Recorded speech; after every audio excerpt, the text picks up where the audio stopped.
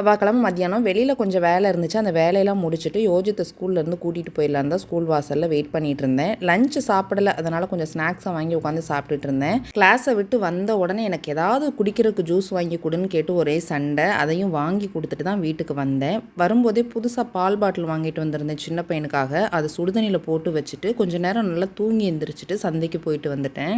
காய்கறிலாம் வாங்கிட்டு வந்து அப்படியே பைய ஒரு மூலையில் வச்சுட்டேன். நேராக டின்னர் செய்கிறதுக்கு ஸ்டார்ட் பண்ணிட்டேன். இன்றைக்கி டின்னருக்கு பார்த்தீங்கன்னா தக்காளி சட்னியும் இட்லியும் தான் வச்சுருந்தேன். இட்லினா அவிச்சு கொஞ்சம் ஹாட் பாக்ஸில் வச்சுட்டோன்னா தேவைப்படும் போது டக்கு டக்குன்னு போட்டு கொடுத்துடலாம். தோசைன்னு நின்று ஊற்றிட்டே இருக்கணும் இல்லையா?